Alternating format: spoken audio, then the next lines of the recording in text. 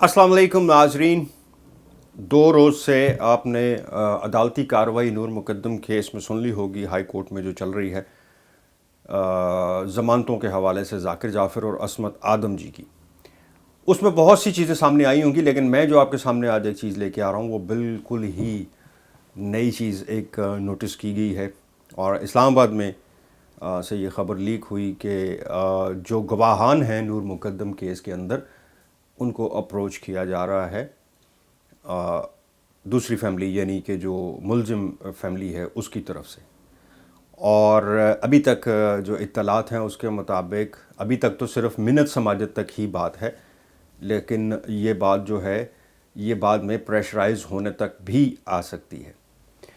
अब इन गवाहान में 2 चीज़ें हैं, 2 पार्टियां हैं। एक तो थेरेपी वर्क्स के जो सबसे सॉलिड एविडेंस है, क्योंकि अगर आपको याद हो कि जो प्रेस कॉन्फ्रेंस की थी ताहिर ज़हूर ने, उसमें उसने ये कहा था क्लियरली ऑन रिकॉर्ड, हमारे पास वीडियोस मौजूद हैं जिसमें उन्होंने कहा था कि जी ज़ाकिर जाफ़र को उनका बेटा पहले बता चुका था लेकिन उन्होंने हमें नहीं बताया। फिर उनको ये भी पता था कि उनके घर में असलहा है, लेकिन हमें वो कहते रहे कि हमारे घर में कोई असला नहीं है, हमारी फैमिली में तो कभी किसी ने असला देखा नहीं है। जबकि मुलजिम ज़ाहिर जाफ़र के हाथ से मिलने वाली वो पिस्टल जिससे अमजद भी बच गया, उसमें गोली फंसी हुई थी, और जब उसका लाइसेंस पेश किया गया तो वो ज़ाकिर जाफ़र साहब का था। और ज़ाहिर है ये भी झूठ बोला गया, और ये प्रेस कॉन्फ्रेंस में ताहिर ज़हूर ने क्लियरली, सबसे सॉलिड एविडेंस ताहिर ज़हूर, अमजद और वो लोग हैं जो वहाँ दाखिल हुए थे सबसे पहले, जिन्होंने वहाँ पे जाके वक़ूआ देखा और उसके बाद उसको बांध कर रखा जब तक पुलिस वहाँ नहीं पहुँची। सो सबसे सॉलिड एविडेंस ये है। बाकी जो एविडेंस हैं वो कॉल्स किसको की गई, किसको नहीं की गई और कब की गई, वो एक लड़ी है जिसको पुलिस ने अच्छे तरीके से कॉल रिकॉर्ड्स उनका डाटा निकलवा कर पेश किया है। चालान में पेश है वो सब, जितने बजे जिस मैं भी दिखा चुका हूँ आपको, पूरी डिटेल कागज़ पर लिखी हुई उनके पेपर्स पर कि कितने बजे किसको कितनी दफ़ा कॉल की गई, क्या हुआ, उसकी डिटेल में मैं नहीं जाना चाहता। लेकिन सबसे सॉलिड एविडेंस जो है, अब आप समझ गए होंगे कि किन गवाहान को अप्रोच किया जा रहा है। चूँकि इस प्रेस कॉन्फ्रेंस से भी मना किया गया था ताहिर ज़हूर को इस फैमिली की तरफ से, यानी मुलज़िम फैमिली की तरफ से ये प्रेस कॉन्फ्रेंस करने से भी मना किया गया था, जिस पर इन्होंने आपस में इनकी तलखी भी हुई कि मैं तो प्रेस कॉन्फ्रेंस करूंगा। चूँकि ताहिर ज़हूर को अब ये नज़र आ रहा था कि थेरेपी वर्क्स वाले भी साथ उतने ही मुलज़िम बन रहे हैं जितने ये वालिदैन बन रहे हैं आनत करने के जुर्म में। हाई कोर्ट में जो कुछ हुआ है वो आपके सामने है। वही बात जो हम दोहराते रहे, पहले करते रहे कि 161 के तहत बयान रिकॉर्ड हुआ, 164 के तहत नहीं। ये बात ख्वाजा हारिस ने भी अदालत में कही कि जी मुलज़िम का बयान तो इतना ऑथेंटिक ही नहीं है, उसकी तो कोई वैल्यू ही नहीं है।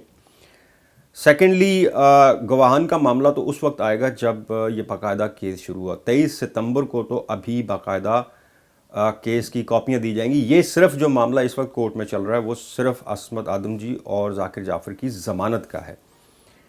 लेकिन ये जहन में रखिएगा कि इस ज़मानत का इन्हिसार थेरेपी वर्क्स की गवाही से बहुत ज़्यादा अटैच्ड है, क्योंकि अभी तक जो दलाइल दिए गए हैं अदालत में उसमें तो ये प्रूफ किया गया है कि सिर्फ ज़ाहिर जाफ़र के बयान की रोशनी में इनको गिरफ़्तार कर लिया गया कि इन्होंने जुर्म छुपाया, इनको पता था।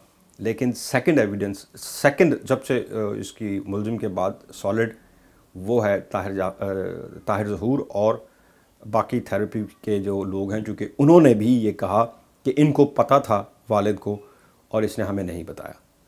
सो अगर ये प्रेशराइज हो गए, या किसी तरह प्रेशराइज को आप किसी भी मतलब उसमें ले सकते हैं कि कोई डील कर लें या कोई आपस में तय कर लें या प्रेशराइज हो जाएं या कोई मामलात आपस में तय कर लें, लेकिन ये सिलसिला जो है ये शुरू हो गया। सवाल ये है कि ये सब तो इस वक्त जेल में है, किसी की ज़मानत नहीं है, तो फिर ये कैसे सब कुछ हो रहा है। बहरहाल ये कोई छोटी लोग तो है नहीं कि कुछ भी हो सकता है इस केस में, और अभी केस शुरू नहीं हुआ। ये जहन में रखिएगा कि अभी डिसअपॉइंट नहीं होना, चूँकि अभी दलाइल शाह खबर मुद्दई मुकदमा यानी शौकत मुकद्दम साहब की तरफ से दलाइल होना अभी बाकी हैं। जब वो सामने आएंगे تو آپ کے سامنے بہت سی ایسی چیزیں سامنے آئیں گی جو ہم پہلے کہہ چکے ہیں، اور خواجہ عارض صاحب بھی عدالت میں یہ کہہ چکے ہیں کہ عدالت کوئی بھی فیصلہ سوشل میڈیا کے دباؤ میں آ کر نہ کرے.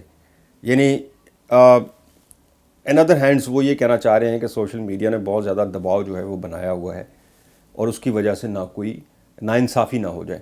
تو یقین رکھیے گا کہ سوشل میڈیا کا امپیکٹ ضرور ہے اس میں. شکریہ.